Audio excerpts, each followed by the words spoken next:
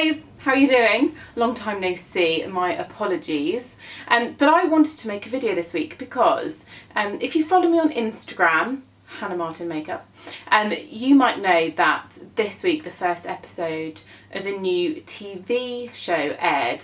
It's called 10 Years Younger in 10 Days. Now, it's been 10 years since this programme was made, but it was made back in the day and was quite popular.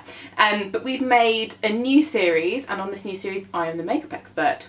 How exciting. But I've had lots of questions about the candidates' makeup this week, so I want to start by doing Gail's makeup for you all. I'll link the show below so that maybe if you haven't watched it you can see it on catch up. Gail had the most incredible hair where John Vial gave her like an undercut on both sides and this kind of epic Tilda Swinton kind of quiff. I can't do that. What I might do at the end is put my hair up so you can see it away from my face. But yes, I shan't be able to recreate the hair looks, unfortunately. So let me start. I'm just going to prep my skin using some CeraVe moisturising lotion. I love this stuff. It's quite lightweight, so it doesn't feel too heavy on the skin, and it beautifully hydrates the surface layer of skin before makeup. So Gail had the most incredible glow test skin, much to the dismay of Ben, one of the cameramen. He was like, "What is that? Can you please powder her face?" I was like, "Darling, it's glass skin, it's meant to look like that." But the secret is, of course, Becca backlit priming filter. Oh my goodness, watch this. I hope my lights pick this up. But just take a pump, I've just done a little over a pump actually, and smooth it over the skin. You can put it in just very pointed areas, so you could just take it over the cheek if you wanted to. You could just do it over the nose. I'm actually going to do it everywhere because I did this with Gail and I loved how her skin, as she turned in the studio lights, honestly she did look like a Hollywood A-lister. She could have been walking the red carpet. Her base, I kept really simple actually because her skin was looking great, so I just did a bit of Bobbi Brown Skin Foundation Stick. I'm using the shade Beige today because that's my colour.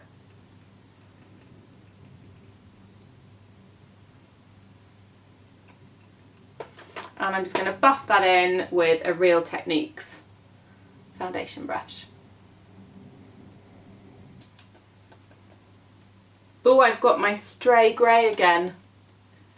Someone spotted it in an IGTV and it's just to conceal.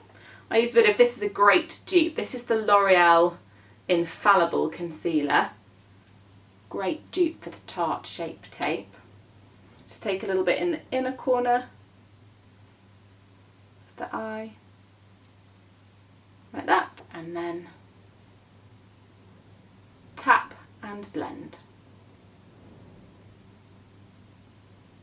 It's the Bobbi Brown full coverage touch-up brush that I'm just using to work the concealer into the skin. Fab!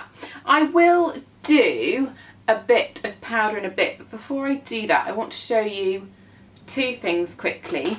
If you want to amp up the glow on the cheek, why not try something like the Beauty Light Wand from Charlotte Tilbury. This is the new one, it's called Pillow Talk. I'm just going to dab a little bit of that over the top of my cheeks and just buff in, and this will further accentuate that there glow. So glow can be added underneath foundation, mixed into foundation, or even on top. Gail of course had her brows done. I'm just going to use a little bit of the Zoeva Graphic Brow. Just going to brush them up. First I need a Trip to Blink brow bar, don't I? Get my brows done. And I'm just going to spend a little bit of time Just filling in the head of my brow a little bit. It's amazing, isn't it? The difference that good brows framing the face makes.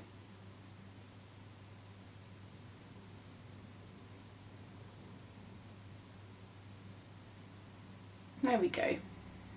Then if you want, you can use a gel to hold that in place. This is the Anastasia Beverly Hills Brow Gel, and this is in the colour Chocolate. I'm just going to do a little bit of that, just to encourage the brows to stay in place. It also adds just a little bit of extra colour, but not loads. I'm going to quickly curl my eyelashes, which is so important. With Gail, I just created a light shimmering lid, really simple, and then I did quite a tight black liner. So I'm going to recreate that using Urban Decay's Midnight Cowboy eyeshadow with a Real Techniques brush. I'm just going to press that all over the lid. Now if you've got an oily eyelid, you might want to use some of the Urban Decay Potion Eye Primer to keep the shadow in place. But for me, this is grand.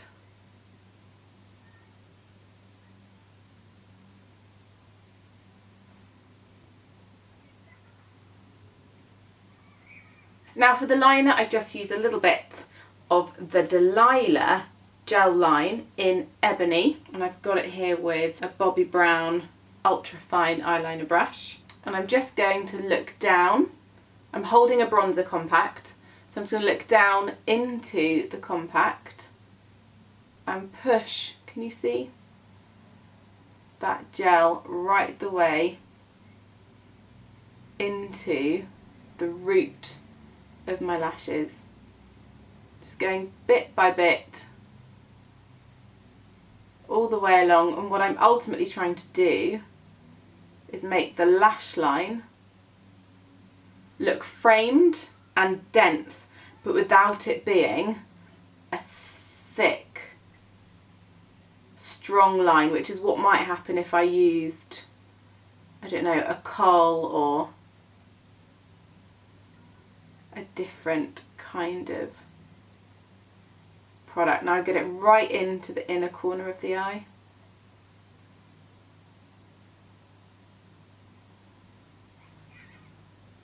Great, there we go. So there's no wing as such, it's just defining and framing the eyes by going from one corner right the way to the other. Now if, for example, you can see a bit of the fleshy skin between your lashes, you would want to lift, let me show you, lift the lashes like that with your finger, and then take the brush and push in between the lashes all the way along. Thankfully, on my eye, when I look straight ahead, you can't see much of that skin at all, but on Gail, I did this technique and it is called tight lining. Now what I try not to do is get the gel liner on the actual waterline because that can transfer. Okay, now it's time for lashings of mascara. I love this Scandalise mascara from Rimmel London to try and get really thick yet defined lashes. Now the brilliant thing about this wand, it's got all kinds of different combs on it to create different shapes. It's brilliant. But the point is, you want to see long, dark lashes above that liner. And then the eyeliner looks less like eyeliner and just like the root of your lashes. It's good, isn't it?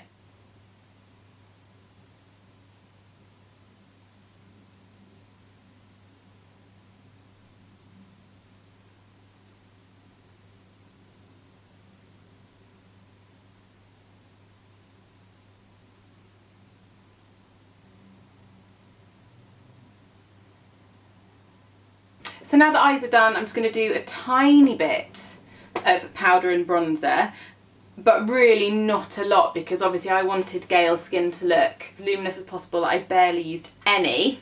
So I'm just taking on a Real Techniques powder brush, a little bit of the Anastasia Beverly Hills loose powder, and this is in vanilla. And I'm just going to dab, just like that, through the centre of my face. Then I've got some of the Laura Mercier bronzer. This is number 3. And again, it's not really a bronzy look, but I have to do a little bit, don't I? I'm just going to warm through the top of my cheeks.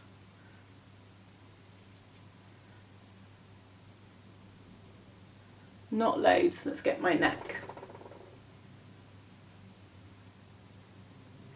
And of course, top of my forehead.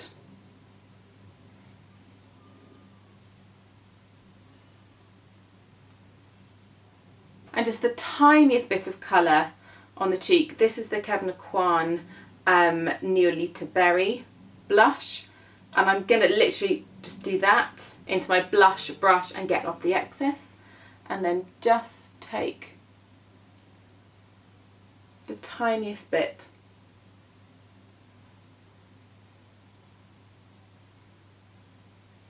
back to meet that bronzer and highlighter. Have I got that Gail glow? And then to finish off, I didn't want Gail to be wearing a red lip because I felt that would be a little too strong for her.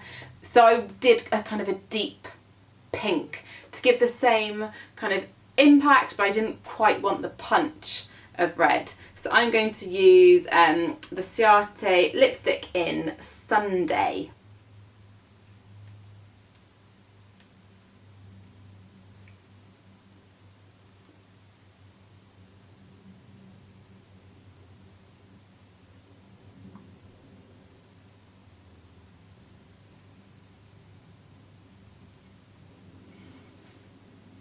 I so rarely wear my hair up. I'm terrible at putting up.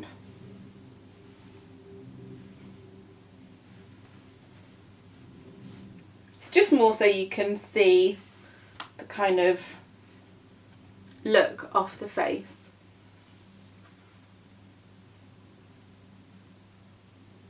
So there we have it. Not like for like, but my look inspired by the makeup I created on Gail on this week's 10 Years Younger in 10 Days.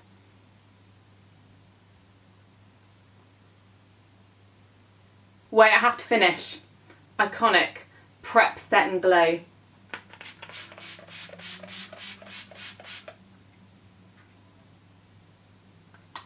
No holding back.